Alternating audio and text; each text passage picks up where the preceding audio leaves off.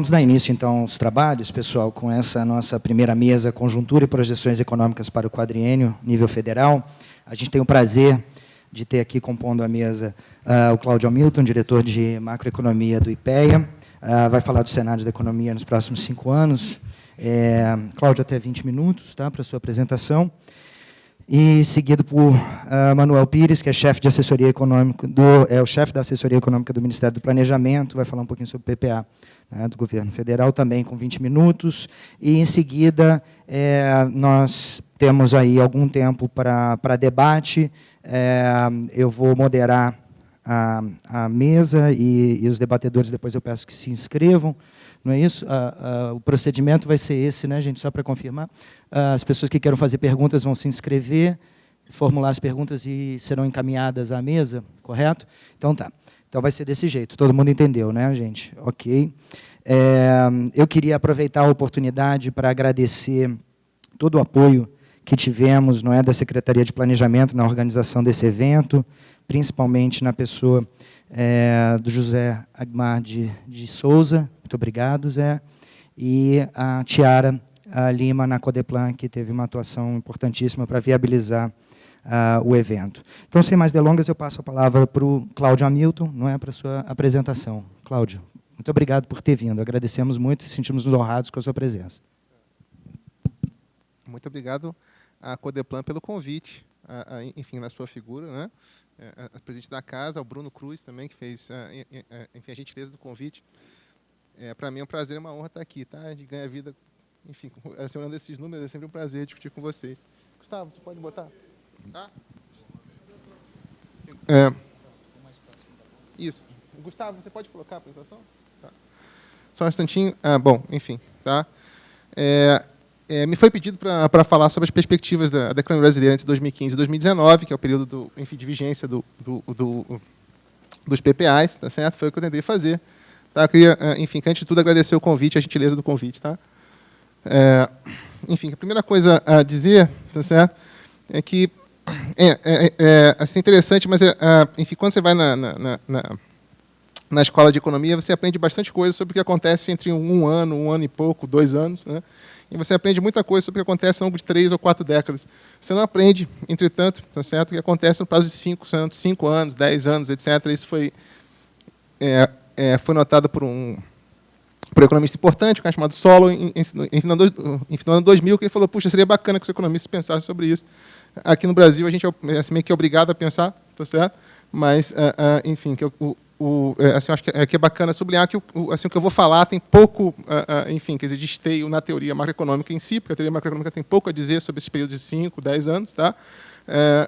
E tem mais a dizer, enfim, e a ser baseado mais em algumas textualizações, né, da história, tá certo? Então, o que a história ensina para a gente? O que aconteceu nos últimos 5 anos? Tá? Se a gente tivesse que fazer isso em 2007, teve que fazer isso em 2007. O que a gente falou em 2007 sobre esse período de 2007, 2011? O que a gente falou em 2003 sobre o período de 2003, 2007? Tá? Então, é um pouco isso que eu vou tentar fazer aqui. Né? Bom, eu acho que assim, o primeiro ponto de partida seria a gente analisar como que a economia evoluiu nas últimas 2 décadas. E eu falo 2 décadas apenas por uma tecnicalidade. Assim, os dados antes de 95 são complicados, entendeu? Eles não são de muito boa qualidade. Então, assim, os dados assim, de melhor qualidade eles começam em 95. E o que eu fiz, assim, basicamente, foi ver como que a economia se comportou nesses últimos 20 anos, basicamente. E quando você faz a média, ela cresceu 3%. Tá? Enfim, então, uma regra de bolso, bom, se mantiver a média 3%, tá? Evidentemente, essa média não é, enfim, quer dizer, enfim, que tem períodos onde ela cresce muito menos que 3%, e isso aconteceu 4 vezes. Então, isso aconteceu em 98, 99, isso aconteceu em 2003, isso aconteceu de novo em 2009, e está acontecendo agora em 2014, 2015. Tá? Então, eu chamo a atenção a isso porque, então, se em geral ela cresce 3%, também é verdade que tem alguns períodos onde assim, ela vai para baixo, tá certo? E a velocidade com a qual ela retorna para a média, ela, em geral, retorna para a média, tá certo? Faz diferença em projeções de 5 anos. Tá? Então, esse é um primeiro ponto a mencionar. A segunda coisa é que, enfim, eu acho que eu estou em território bastante seguro aqui em dizer que, então, o que acontece, né? Na economia, né, o que vem acontecendo na economia, o que aconteceu na economia depende de uma combinação de fatores externos e internos. Tá certo? Enfim, a economia brasileira ela é afetada pelo que acontece no resto do mundo, tá certo? Mas é uma simplificação você assumir que, bom, a gente é inteiramente determinado pelo que acontece no resto do mundo. É claro que o que acontece no resto do mundo afeta a economia brasileira, mas há um dinamismo interno também que é muito importante. Tá? Então, e assim não é uma coincidência, tá? Que as desacelerações acontecem sempre em períodos eleitorais. Tá? São períodos onde assim, a incerteza sobre a condição da política econômica no próximo governo é maior, etc. Tá? E isso sublinha um pouco esses determinantes internos. Tá bom? Bom, se você olhar em cada uma dessas crises, em 98 você pode falar, puxa, o Brasil estava tentando manter uma taxa de câmbio muito valorizada, isso assim, gerava um custo muito grande, as pessoas achavam que essa taxa de câmbio não era sustentável, e, bom, e o Brasil ficou tentando, até um dado momento que não conseguiu mais. Então, é claro que, nesses anos, a dinâmica foi mais espautada pelo que estava acontecendo internamente ao Brasil, do que, enfim, por setores externos. Tá? Enfim, se não tivesse tido, enfim, um apagão em 2011, tá certo? Você teria esse crescimento maior do que você teve. Enfim, tem diversos fatores internos que afetam, tá certo? Mas, quando você olha os dados, é impressionante, né, a correlação entre os fatores externos e o que acontece no Brasil. Tá? Até em geral, enfim, sempre que o que a gente vende fica mais caro, tá certo? O Brasil vai melhor. Tá certo? Ou seja, se o preço da soja aumenta, tem um monte de fazendeiro no Mato Grosso que fica feliz. Tá? Enfim, quer dizer, o preço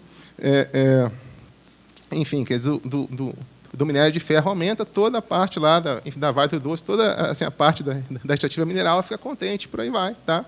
Então, você tem um determinante externo muito forte. Tá? Isso é importante porque o cenário externo, nos últimos anos, não tem ajudado. Tá? Então,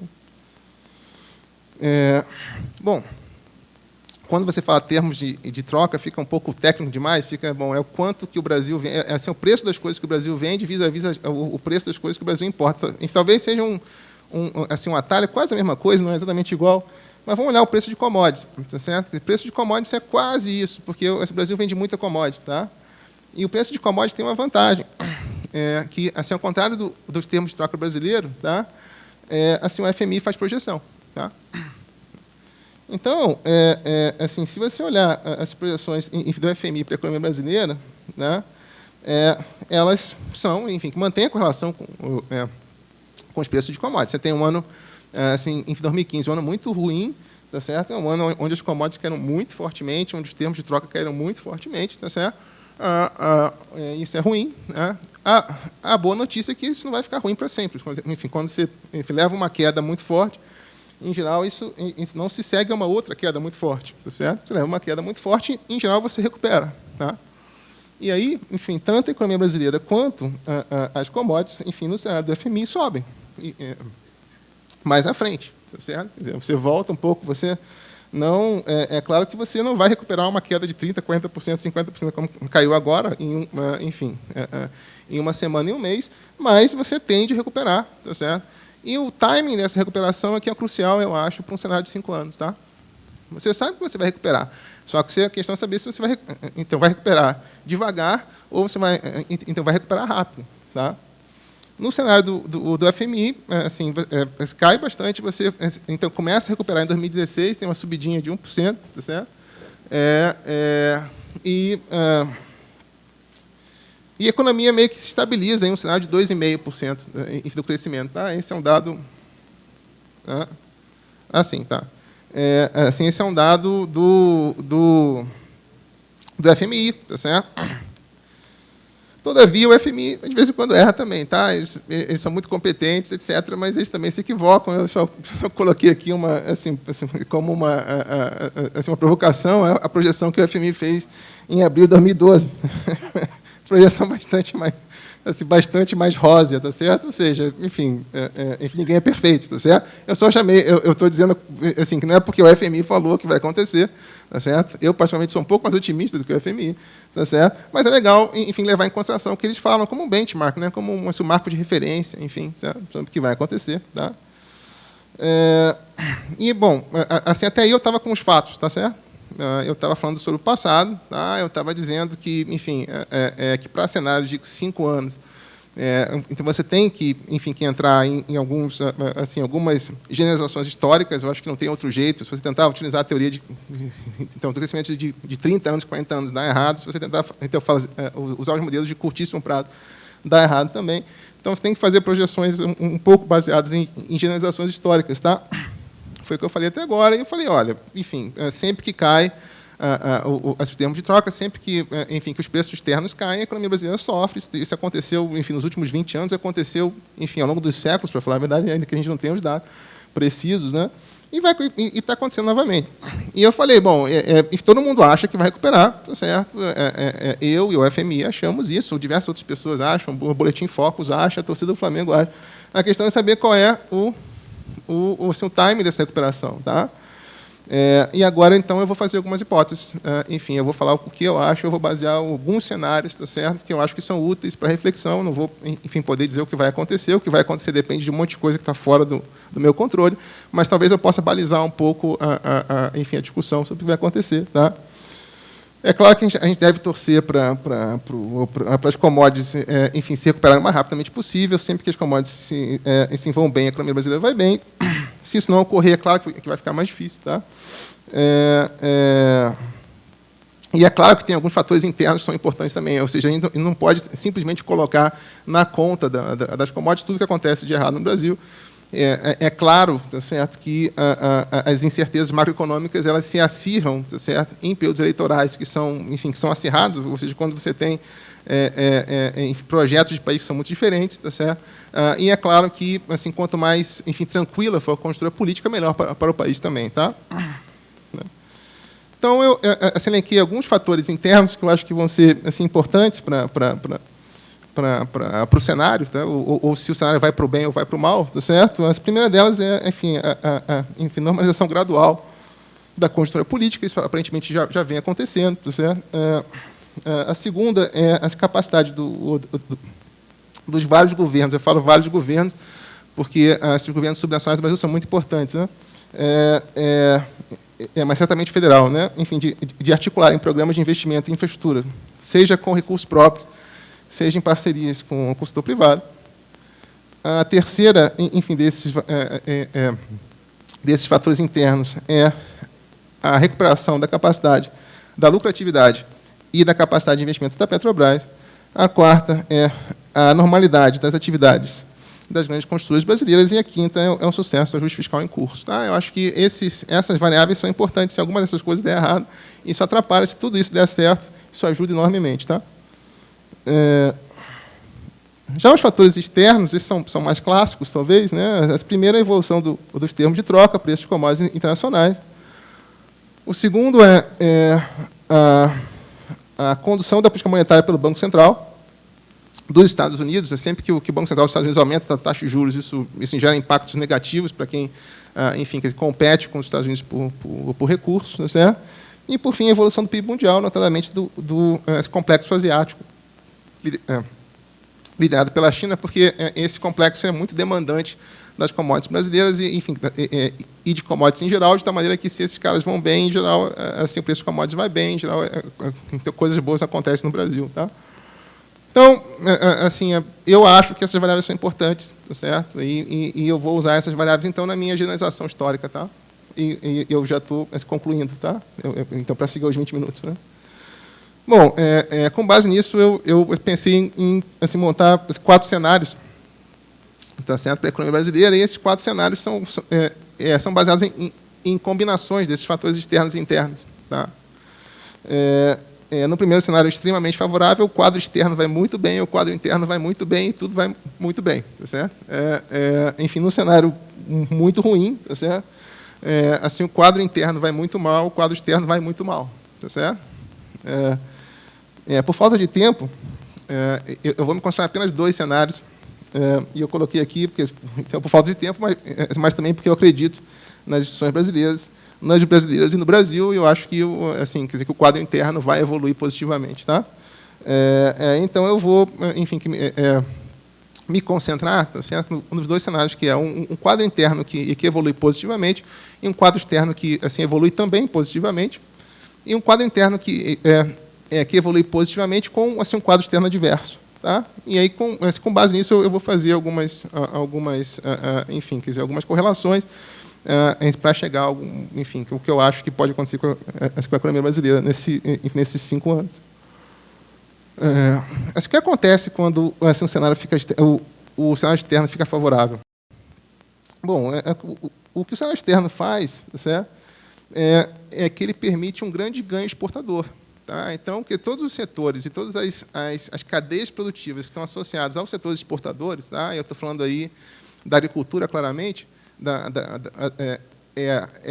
indústria extrativa mineral também, mas também das cadeias industriais que estão ligadas a esses setores, enfim, o time que faz óleo de soja, o time que vende carne, o time que vende hambúrguer, enfim. Esses caras aumentam muito a lucratividade deles. Em geral, esses caras investem muito por conta disso. Tá? Até em geral, isso gera um dinamismo na economia por esse lado. E, ao mesmo tempo, isso facilita muito a taxa de câmbio. A taxa de câmbio tende a se valorizar um pouquinho. Quando a taxa de câmbio se valoriza, no curto prazo, isso faz com que você tenha menos pressão inflacionária. Tá? E aí você cria um quadro onde, enfim, tudo fica mais fácil. Tá certo? Essa economia cresce mais, o governo arrecada mais impostos e tem maior capacidade, maior espaço fiscal. Com isso, você, quer dizer, você pode tem mais possibilidade de você liderar um bloco de investimentos em infraestrutura, tá? Enfim, que bem sucedido, que ainda nesse cenário vai aumentar os níveis de produtividade da economia, tá certo? E vai levar a taxa de crescimento que, a meu ver, tá certo? Salvo engano aqui das minhas contas, podem perfeitamente, se tudo der certo e se as estrelas se alinharem, podem perfeitamente, enfim, gerar crescimento da ordem de 4% no final do período. Tá? E por quê? Porque, enfim, então se fala muito que a população brasileira está envelhecendo, mas esse envelhecimento não vai se dar nos próximos 5 anos, dramaticamente. Tá? Então, você continua tendo um crescimento razoável da população economicamente ativa. Tá? Enfim, claro que você tem que ver hipótese de taxa de participação feminina, etc. Mas, enfim, nos próximos 4, 5 anos, em princípio, está tudo bem. Tá certo? Se você vai investir, em princípio, você vai investir.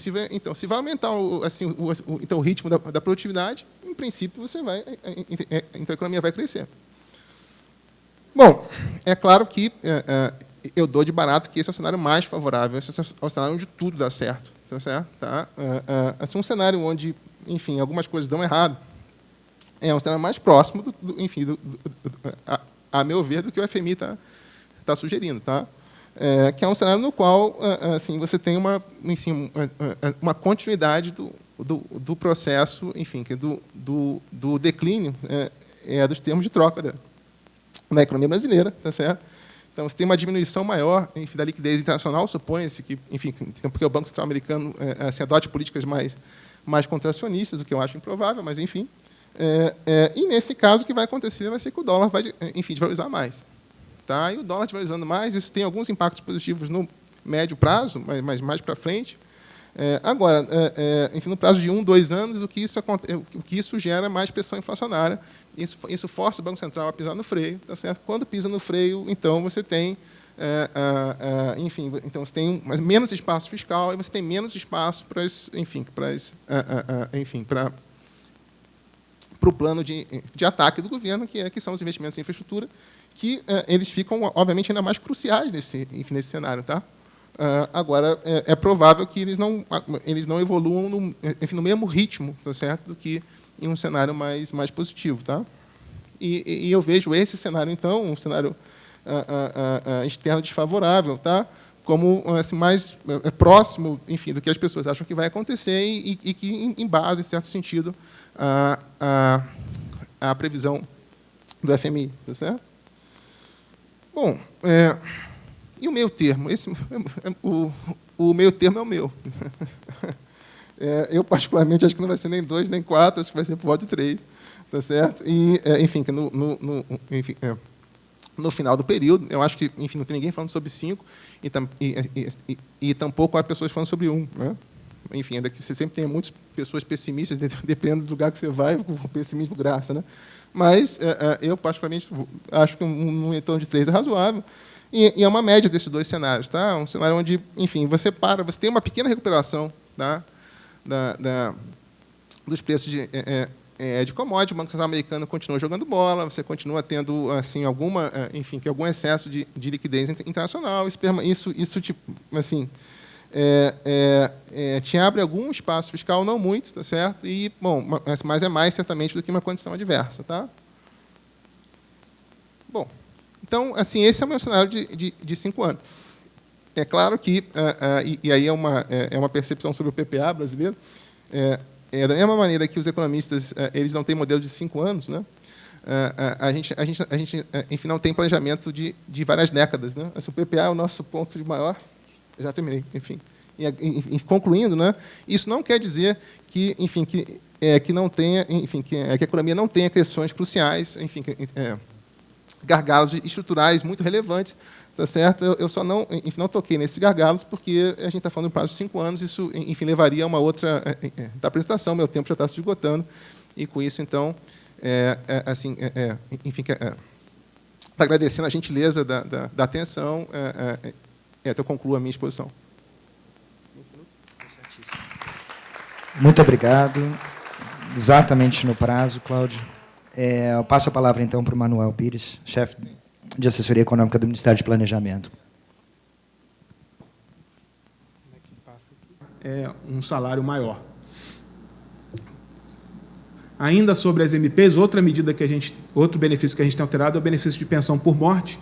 Quando você compara as regras no Brasil, você percebe que as regras em relação aos outros países do mundo elas são extremamente benéficas aos pensionistas. Ou dito de outra forma, você tem uma série de distorções que são criadas ao longo pela legislação. Por exemplo, você não exige carência. Então, uma pessoa que casa às vésperas da sua morte, ela gera um benefício para o seu cônjuge ao longo de toda a vida dessa pessoa, independente da idade dela. Então, nós estamos propondo ao Congresso Nacional que institua uma carência e, no caso de pensionistas jovens, que isso tem um tempo de duração. Porque a pessoa que vira viúvo ou viúva, que vira pensionista com 20, 22 anos, ela tem condição de, ao longo do tempo, entrar no mercado de trabalho e constituir a sua própria renda e participar da economia numa condição equivalente à dos demais membros da sociedade. Só a título de ilustração, desculpa,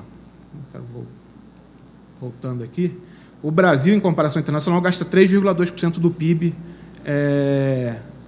com pensão por morte. Aqui soma o sistema privado e o sistema público. Países que são muito mais envelhecidos e que, portanto, deveriam gerar mais pensão por morte, estão gastando aqui em torno de 1,6%, 1,5%. Portugal, França, Japão, que é bem mais envelhecido que o Brasil, Suíça, Suécia, Espanha e Reino Unido. Tá? Eles gastam em torno de 1% do PIB, 1,2%. O Brasil está gastando 3 vezes mais porque a condição de acesso ela é muito mais benevolente. Então, nós estamos propondo e estamos tentando construir com o Congresso uma alternativa. O que nós estamos propondo para o Congresso ainda é muito mais benevolente do que esses países praticam. Por exemplo, no caso da França, você só faz jus a um benefício se você tiver mais de 55 anos. Nós não estamos propondo isso. Estamos propondo uma coisa bem mais tranquila. Bom, então, acho que uma parte importante da estratégia de ajuste fiscal ela gera incentivos bons para o mercado de trabalho e para a economia, de forma que, no médio prazo, a gente possa ajudar na evolução do crescimento econômico. Em termos de perspectiva macroeconômica para os próximos 3, 4 anos, o que a gente tem trabalhado? Primeiro, a nova equipe econômica entendeu que seria mais conveniente produzir cenários mais próximos ao cenário de mercado. Tá? Isso aumenta a transparência, por um lado, e também dá mais consistência e robustez aos cenários fiscais que a gente projeta. Tá? Do ponto de vista do crescimento, a gente está projetando um cenário gradual de recuperação econômica. Obrigado. E, do ponto de vista do fiscal, a gente está programando aquele cenário fiscal de resultado primário que eu apresentei inicialmente e mostrando que ele é consistente com a estabilidade da dívida pública.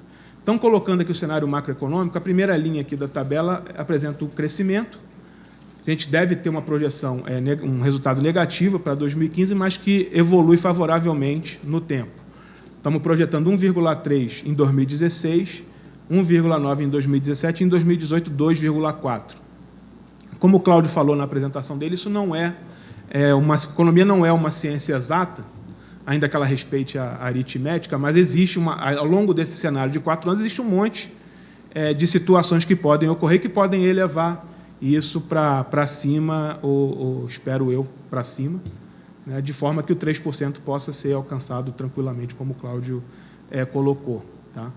O IPCA, a gente deve ter, já está ocorrendo, um pequeno overshooting no ano de 2015, mas com um decréscimo já rápido em 2016 por conta do realinhamento de preço monitorado no curto prazo.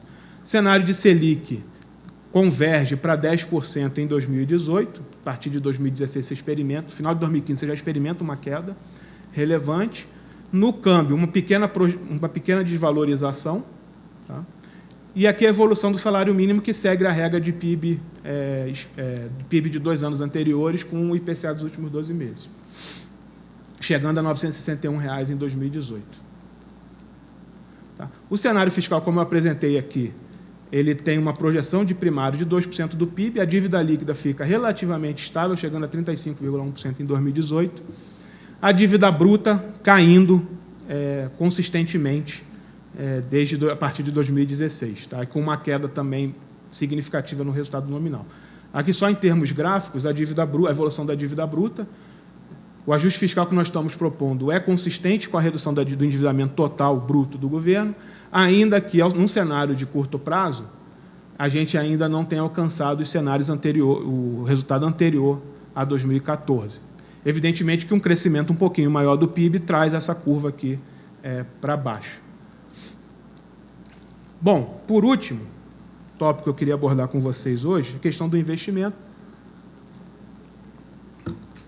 Parte desse ajuste fiscal que a gente está promovendo é uma necessidade também de criar espaço para a viabilização dos investimentos do governo e, além disso, né, ele também é importante dentro do nosso cenário de recuperação do crescimento. Para você expandir o investimento, você precisa de estabilidade macro, isso é dado pelo controle da inflação e pelo ajuste fiscal e pela própria recuperação do crescimento. O que nós estamos discutindo agora é como é que o pacote de infraestrutura do governo pode equilibrar ou resultar numa maior coordenação e complementariedade entre as ações públicas e do setor privado. Aqui a nossa projeção de taxa de investimento. A política econômica, como eu tinha mencionado aqui, entre 2011 e 2014, ela tentou absorver dentro da política fiscal e da política monetária o impacto do choque de forma a manter a taxa de investimento elevada. Isso foi conseguido. Tá? Nos últimos 4 anos, a gente observou uma taxa de investimento, que é a taxa de investimento mais alta da série histórica. Tá? Em 2014, por conta da forte desaceleração, ela caiu. Tá? O que nós estamos projetando nesse cenário macro é que essa taxa de investimento retorne para o patamar anterior a essa desaceleração que nós estamos observando nesse ano aqui de 2015. Tá? Para isso, a gente precisa, além de uma política macroeconômica equilibrada, também viabilizar essa agenda de concessões. O que a gente tem para esse ano? No caso das rodovias, um estudo foi entregue pelo setor privado, então nós devemos estar anunciando nas próximas semanas o leilão dessa rodovia. Temos 3 estudos em andamento. Acredito que até o final do ano a gente consiga lançar edital para conceder essas 4 rodovias. No caso das ferrovias, nós temos 3 em construção, tá? A mais famosa é a Norte-Sul, e estamos estudando as já prontas para concessão. Uma já está em estudo também, e deve ser concluída esse ano. Acredito que até o final do ano, no início do ano que vem, a gente possa conceder, a de Sinop e Miritituba. Tá? Estão sendo planejadas novas concessões para aeroportos. Tá? Devem ser anunciados, esses aeroportos devem ser anunciados pelo governo no próximo mês, e a partir daí a gente deve colocar o edital na rua. Acredito que no começo do ano que vem também seja possível fazer alguma das concessões dos aeroportos que vão estar sendo elencadas. E, por último, no caso de portos, a gente tinha um debate com o TCU que estava solicitando alguns ajustes no modelo de licitação que a gente propôs, de concessão que a gente propôs. Esse modelo foi aprovado, então o entrave institucional na questão dos portos foi superado. Esse ano a gente também vai conseguir avançar na discussão em torno da concessão dos portos públicos. Tá? Além dos portos públicos, a gente já tem 40 terminais de uso privativo ou prontos ou em construção já dentro do novo modelo de portos. Tá? São basicamente esses os aspectos que eu queria apresentar para vocês e estou à disposição, aí, mais uma vez, agradecendo a oportunidade para o debate, para responder eventuais dúvidas. Obrigado.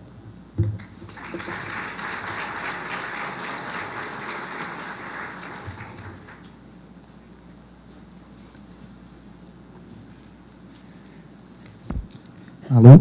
Bom, muito obrigado, Manuel e Cláudio, pelas excelentes apresentações.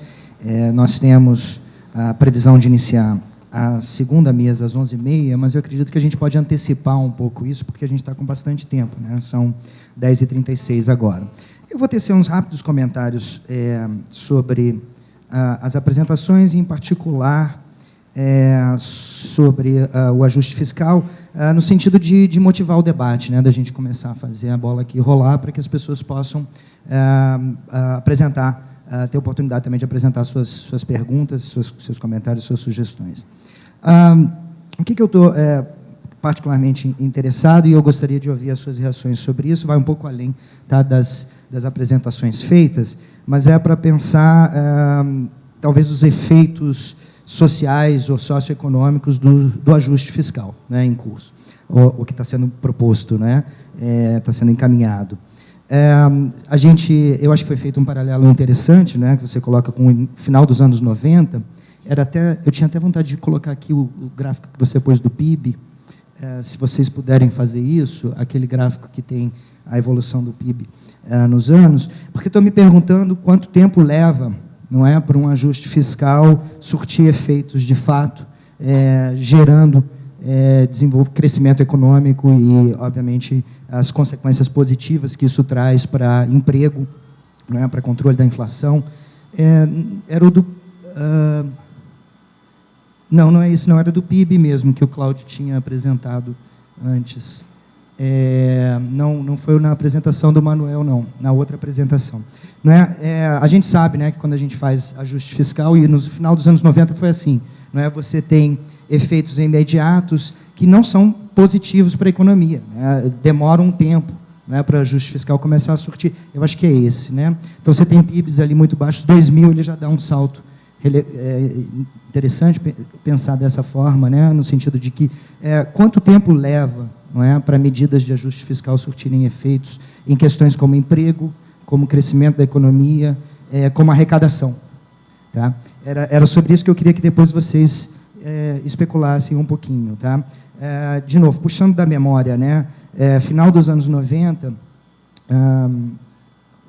uma situação muito parecida com a atual, né, um governo recém-reeleito toma medidas duras pós-eleição, né, e aí eu sou cientista político, eu sempre vou falar um pouco de eleição, não tem como fugir disso. Você tem um cenário aí nos anos seguintes de desemprego alto, não é verdade? Não me lembro exatamente dos níveis de inflação, mas mais altos do que anteriormente, porque demora, né, tem uma inércia, né, nesses processos, talvez, inflacionários, que ela não cai imediatamente. Então, você tem uma convivência aí de desemprego com inflação e, possivelmente, com uma arrecadação mais baixa nos anos seguintes. Então, a gente está falando aí de 2, 3 anos mais duros, não é, para a situação econômica do país, que, obviamente, tem reflexos no Distrito Federal, não é? Afinal de contas, é por isso que nós estamos aqui, estamos tentando pensar como esse cenário nacional pode afetar a situação do Distrito Federal. Então, eu queria que depois vocês reagissem um pouquinho sobre quais expectativas nós podemos ter, e acho que esse dado do PIB talvez ajude, mas a gente pode pensar em outros indicadores, sobre o custo de curto prazo de um ajuste fiscal dessa magnitude que está sendo proposto. E, obviamente, as implicações que isso pode trazer para a capacidade de arrecadação dos diferentes estados, em particular do Distrito Federal. Então, eu coloco essa primeira pergunta. Eu tenho aqui mais algumas perguntas, não é? Eu acho que vocês vão me passando na medida que elas forem surgindo.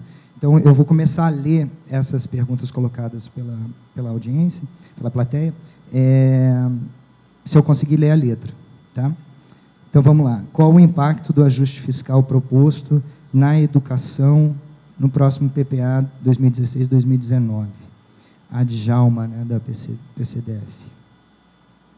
Mais perguntas, pessoal, por enquanto? Ok. Tem ali atrás, gente, acho que se vocês... Quem tiver perguntas, pudesse levantar, por favor, seus papeizinhos. Vocês querem ir respondendo? Vocês querem ir reagindo a isso e depois eu vou colhendo mais? Pode ser? Então, vamos fazer assim, enquanto o pessoal está colhendo ali algumas perguntas, já estão vindo várias, na verdade. Vamos esperar um pouquinho, tá? Que aí a gente já coloca todas na mesa e depois já passa um pouco a palavra para vocês poderem reagir. Obrigado. Vamos lá. Faz parte do ajuste fiscal a redução das despesas discricionárias. Há a possibilidade e intenção de reduzir a disponibilidade das transferências voluntárias, ou seja, haverá menos recursos para os convênios com os estados? Sérgio, da CEMID. Eu vou colocar as perguntas para a mesa como um todo reagir, ok, pessoal? Orçamento é casamento entre receitas e despesas, ou seja, quanto mais receitas, tanto mais ações de despesas públicas. É verdade que as previsões de receita dos poderes executivo e legislativo federal diferem? É possível construir uma metodologia única? Há momento um interesse nisso? Pergunta do Haroldo Areal.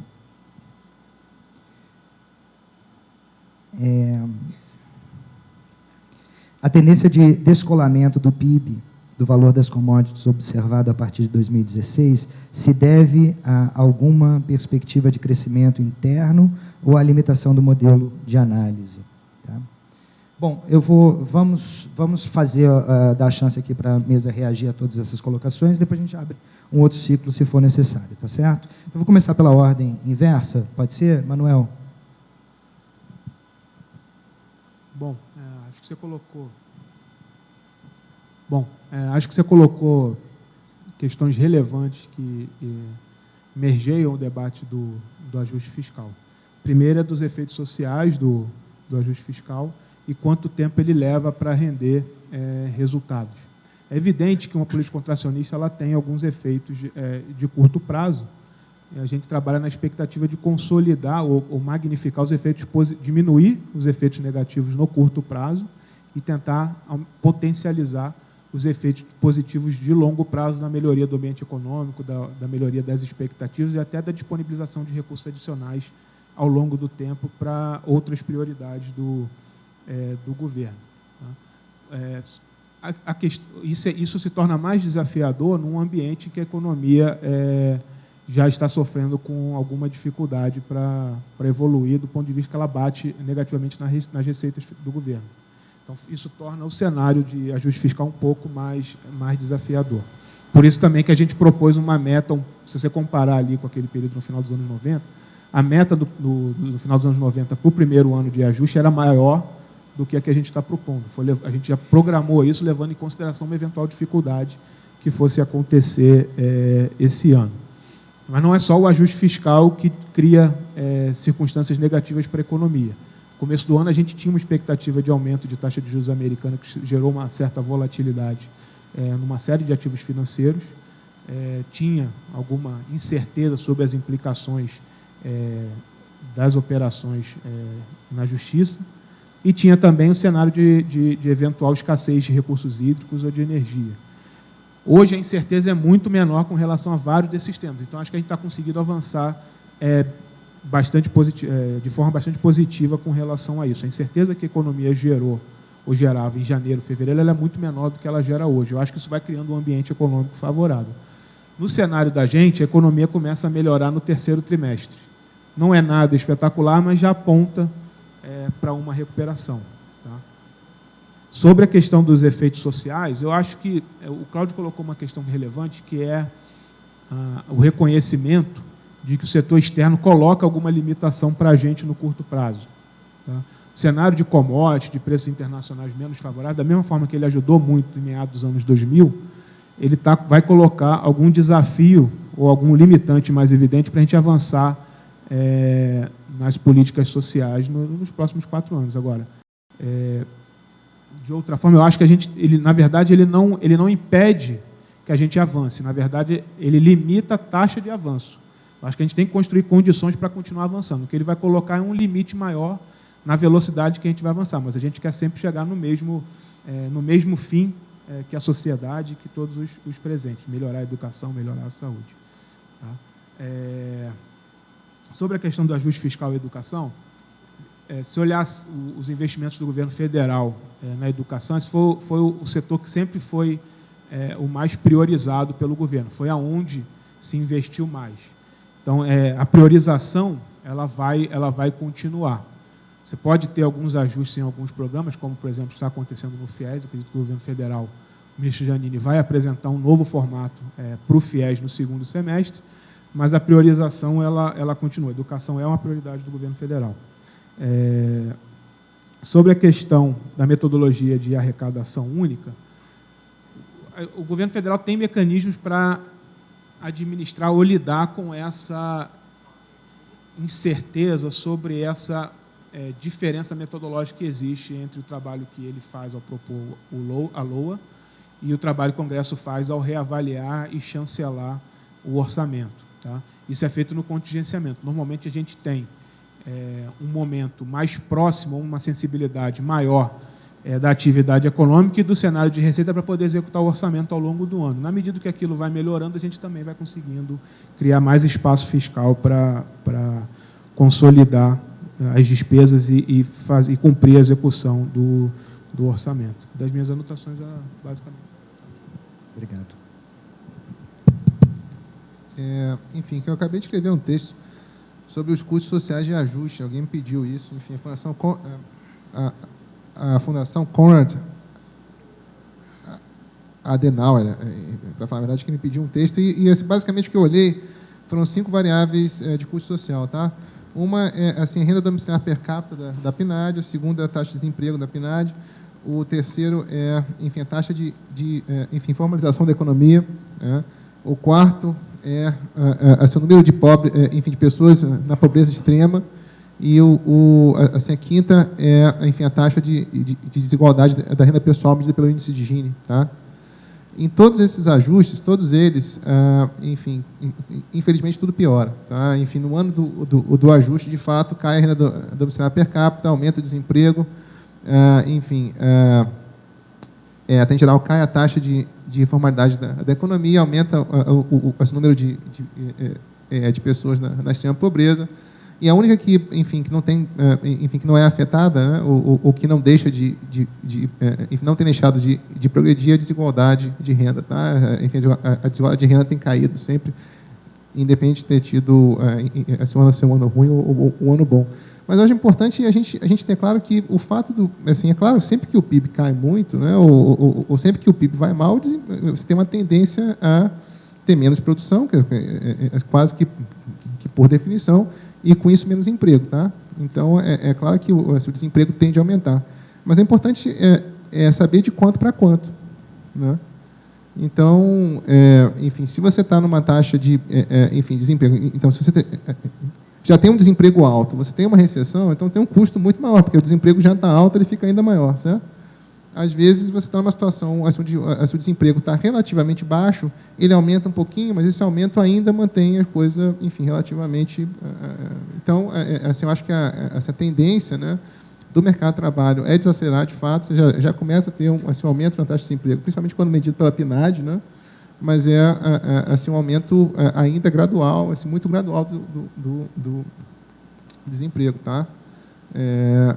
Então, ao mesmo tempo, o governo tem toda uma rede de proteção social especificamente para isso, né? Ou seja, justamente para esses momentos, as transferências públicas elas continuam existindo. Então, em certo sentido, o governo atua como um estabilizador automático nesses momentos, tá? Então, com o objetivo de mitigar o custo social desse desemprego, tá? Assim, em geral, enfim, no ano seguinte, você já começa a ter melhorias novamente. Tá? Então, eu acho que o cenário é um cenário de um passo atrás e vários passos à frente, mais à frente. Tá? Uma situação que já não é assim que não seja confortável, ela já não é tão dramática quanto já foi, né? Tá certo? Tá? Enfim, quanto a projeção de receita, eu falo por experiência, é difícil mesmo, é realmente difícil. Enfim, todas essas variáveis entram aí, bom, enfim, você não tem como como antever uma série de variáveis que, enfim, que vão afetar a previsão de receitas. Então, você sempre tem, de fato, algum intervalo, tá? Dificilmente as várias previsões vão convergir para um valor só, tá? Eu, acho que seria bacana ter, como faz com o Banco Central, enfim, com essa coisa de focos, você tem um menu de previsões, né? Ou seja, várias pessoas fazem a previsão, você tira a média ali, a média dificilmente você vai errar muito, né? Por fim, sobre o descolamento de commodities, enfim, eu concordo integralmente com o que o Manuel falou. De fato, as commodities irem mal, isso não significa que o Brasil não vai crescer. Isso significa só que isso vai exigir um esforço maior, um esforço bem maior. É quase como se fosse um vento. Você está no mar e, se o vento está soprando a favor, você vai sempre bem mais rápido, né? Se o vento estiver soprando contra, você vai ter que remar mais, mas isso efetivamente não inviabiliza o crescimento, não. Bom, mais uma rodada aqui de perguntas, são várias. Eu vou encerrar, então, com esse bloco, tá, de perguntas e depois passar a palavra para as suas considerações finais. Tá ok, Manuel e Cláudio? Obrigado mais uma vez pela presença. Bom, vamos lá. Quando haverá o encontro do ajuste fiscal com os 10% do PIB previsto no Plano Nacional de Educação? Tá? Investimento em educação, uma pergunta do Heron. Em que medida a queda no preço internacional das commodities deste ano pode afetar a arrecadação, o PIB e a capacidade de investimentos em infraestrutura e na melhoria da educação no país? Essa é a pergunta do Aldo Paviani, da Codeplan. Gostaria de saber por que o ISS dos cartões de crédito não ficam em Brasília para complementação do imposto que gera em torno de 6 milhões mês para utilização no DF. Por que vão para São Paulo e não faz parte do planejamento do DF, aumentando a arrecadação? Liliane. A Copa do Mundo de 2014 teve impacto negativo ou positivo no PIB? É razoável admitir que as crises periódicas são resultantes da profunda dependência da economia brasileira? Deu para entender, pessoal? Posso. É razoável admitir que as crises periódicas são resultantes da profunda dependência da economia brasileira, em especial, como foi dito, dos juros nos Estados Unidos e dos preços das commodities. Balanço de pagamentos, portanto, é crítico. A retomada das concessões com a participação de capital estrangeiro pressiona desfavoravelmente o balanço de pagamentos a curto prazo. Deu para entender? O que está sendo proposto para reduzir a dependência? E a última pergunta, eu não sei bem a quem ela está dirigida, mas assim, o senhor é um otimista, está claro. Contudo, o senhor não mencionou como ponto fundamental a instabilidade política e a ebulição social que estamos enfrentando em âmbito federal, onde muitos dos esforços estão voltados à defesa da imagem desgastada do governo nos cenários. Os fatores políticos, econômicos e sociais estão subavaliados. Pessoalmente, com isso, perdão, não estou conseguindo entender a letra. Acho que justamente com isso os investimentos em infraestrutura não foram suficientes. Como investir agora em infraestrutura em tempos de crise? Acho que essa é a pergunta. Bom, com isso agradeço a participação de todos, as excelentes perguntas colocadas. Passo a palavra, não é agora, para o Manuel, isso? Não, desculpa, para o Cláudio, eu estou olhando para o Cláudio, tá? Para as suas colocações finais e resposta às perguntas aqui que achar conveniente. Depois o Manuel, para a gente encerrar essa primeira mesa. Obrigado de novo, Cláudio. Eu acho que o otimista sou eu, porque os meus números são melhores que o do Manuel. Então, eu vou assumir que a crítica foi a mim, a crítica democrática. Mas enfim, que a meu favor, eu devo dizer que eu mencionei a possibilidade de uma deterioração do quadro interno, tá? É claro que se, enfim, você tiver, caso, por exemplo, tá certo? Você tem a crise, enfim, crise política todo mês, etc. Isso, evidentemente, não ajuda, atrapalha, claramente. E aí todos os meus números ficam, enfim, que são minorados. Eu só não coloquei os meus números, enfim, nesse caso, porque realmente não sei fazer a conta. Eu não sou politólogo, tem que perguntar para o meu colega da mesa, enfim, porque, enfim, agora certamente não ajuda e pode se atrapalhar muito, tá certo? Então, se preferir não entrar nessas considerações, porque eu realmente, enfim, está saindo um pouco do meu conhecimento de causa, para falar a verdade, tá certo?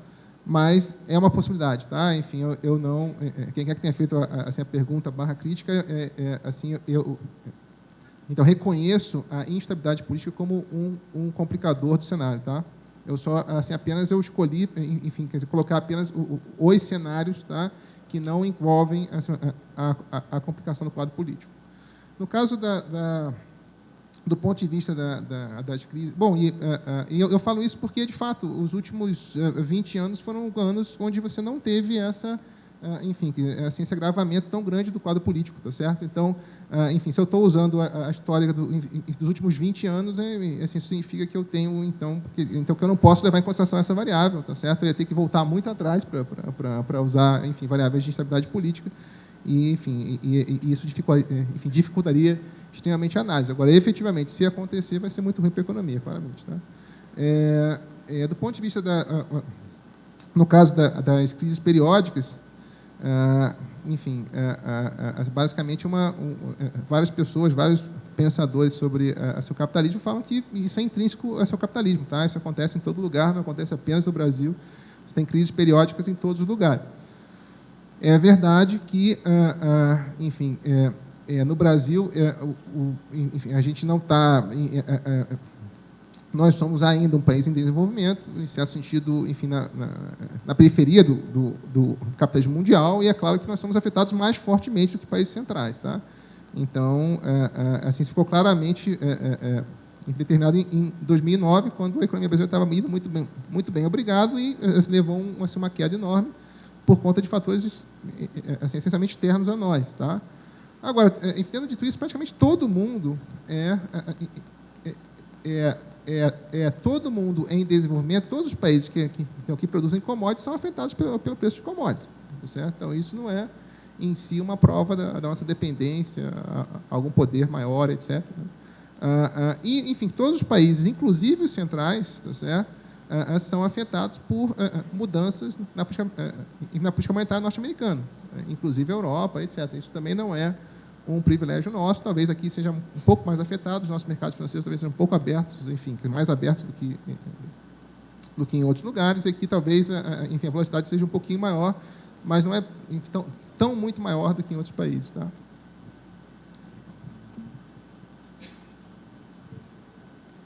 Bom, tem várias perguntas aqui.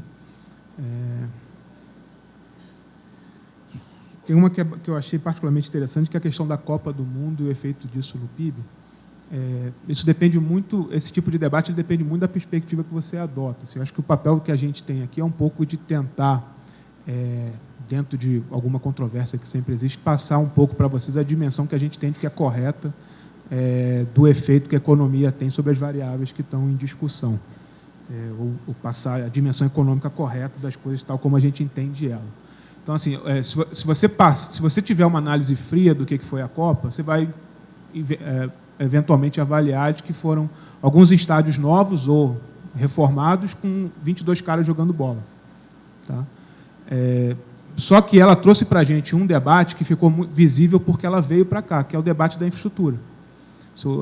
Foi importante abrir esse debate da Copa e a percepção de que a gente estava atrasado em infraestrutura para conceder o aeroporto de Brasília. Quem usa o aeroporto de Brasília hoje e conheceu o aeroporto de Brasília no passado sabe o que a gente avançou num curto espaço de tempo. Isso serve para os outros aeroportos que foram concedidos e serve para o aeroporto do Galeão, que é um canteiro de obras hoje, que eventualmente daqui a 2 anos vai ter um aeroporto muito bom. Então, eu acho que se você olhar numa perspectiva mais distante do objeto, eu acho que o legado da Copa ele é positivo, porque ele abriu discussões que são muito relevantes para a gente nos próximos anos. Tá? Sobre a questão das crises periódicas e a restrição de balanço de pagamentos, Eu acho que é importante a gente não confundir uma crise econômica de um ciclo econômico. O ciclo econômico é uma coisa que acontece naturalmente em todas as economias que existem. Você tem um ciclo de mais crescimento, quando esse crescimento se excede, você adota um arcabouço de política econômica para tentar ter uma média mais equilibrada, e isso eventualmente leva a um esfriamento da atividade econômica.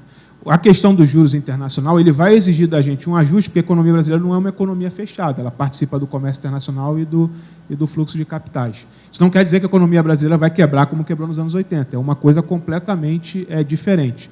E para não sofrer mais, como sofreu nos anos 80, foi importante o conjunto de políticas que foi adotado ao longo dessas décadas. Uma redução da vulnerabilidade externa, acúmulo de reserva internacional, uma redução da dívida indexada ao câmbio, tudo isso gerava uma fragilidade para a economia que contaminava qualquer flutuação econômica lá fora. Isso não vai acontecer mais, porque isso, a política econômica que foi adotada ao longo dos anos eliminou. Tá? Então, é importante discernir isso. Eventualmente, um ajuste dos juros internacionais no final desse ano, no ano que vem, quando ele vier, ele vai produzir algum efeito aqui, mas a gente vai sobreviver. Tá? E vamos sobreviver e vamos sair disso mais forte. Sobre a questão da instabilidade política, novamente, eu não acho que aqui a gente esteja sendo otimista ou pessimista. O trabalho da gente é tentar dar a dimensão correta dentro da nossa perspectiva das coisas. O que eu vi, de fato, nos últimos 20 anos é que você não teve algo parecido com o que a gente experimentou esse ano, mas é fato também que todas as questões políticas que vieram sendo endereçadas, elas não culminaram numa crise maior, elas vêm sendo resolvidas. Então, acho que tem um sentido no Brasil de tentar produzir. O Brasil é um país que produz seu próprio equilíbrio. A gente está conseguindo avançar nisso e equilibrar. Eventualmente, essa temperatura vai esfriar e essa incerteza vai diminuir ainda mais, mas ela não está sendo endereçada ou sendo encaminhada para uma crise muito maior que venha a suceder uma crise menor. A gente está conseguindo, dentro das possibilidades do governo, da sociedade, que na verdade não é uma crise de governo, é uma crise, a meu ver, que afeta o país como um todo. Isso vem lá das manifestações de 2012 e 2013, né? Começa ali. Eu acho que o país tem tentado dar resposta a isso e diminuir a cada passo essa percepção ou a importância dessa crise, de forma que, na minha avaliação, a gente tem avançado, sim. Bom, pessoal, agradeço mais uma vez aqui a presença do Cláudio Hamilton, diretor de macroeconomia do IPEA, do Manuel Pires, chefe da assessoria econômica do Ministério do Planejamento, pelas suas brilhantes apresentações. Agradeço a todos pelas instigantes perguntas. Lembro que o propósito, né, da nossa organização aqui foi, nesse primeiro momento, tratar da questão nacional. Afinal de contas, e o Hélio Doyle falou isso numa apresentação que ele fez semana passada sobre a situação econômica, Brasília não é uma ilha, tá? A gente está muito próximo, na verdade, do governo federal, e entender a situação econômica nacional e as perspectivas dessa situação econômica nacional para os próximos anos é fundamental para balizar as nossas ações aqui no Distrito Federal e pensando na região como um todo. Então, a proposta aqui foi essa, de tentar trazer para vocês uma visão do que se espera para o Brasil. Eu acho que a perspectiva predominante dos dois apresentadores é de otimismo para os próximos anos, embora com um período aí de defasagem para sentirmos o efeito completo, né, das medidas de ajuste que estão sendo tomadas agora. Então, certamente, imagino que teremos alguns anos, dois pelo menos, de um processo ainda de recuperação em que o cenário econômico não será de todo favorável, né? Embora, lembro, né, o PIB no começo dos anos 2000, após o ajuste, deu um salto bastante impressionante. Então, a gente tem que manter isso em mente também, tá? Porque, obviamente, afeta questões como arrecadação, como está associado com desemprego, enfim, todos aqueles custos sociais que eu mencionei. Mas, não obstante, as eleições de 2002, e eu volto a falar de eleições, né, para encerrar, elas representaram uma reviravolta no cenário nacional, muito baseado na grande insatisfação da população acerca de alguns itens, o desemprego sendo o principal. Tá? Então, a gente não pode esquecer, isso está muito na minha cabeça, então a gente precisa pensar previsões dos próximos anos, levando em consideração também o cenário anterior de ajuste, que não foi positivo no curto prazo, tá? de forma geral. Tá? Então, encerro aqui essa mesa, lembrando que a nossa próxima mesa, ela enfoca especificamente no caso do Distrito Federal e da região, não é? Para a gente pensar agora o Distrito Federal em relação a essa situação econômica nacional. Então, agradeço mais uma vez a presença de todos. Eu não sei também, Leani, qual é o procedimento agora. Eu passo a palavra? Eu não sei, eu tenho que passar a palavra? Então, tá bom. Obrigado, pessoal. Bom dia para vocês, viu?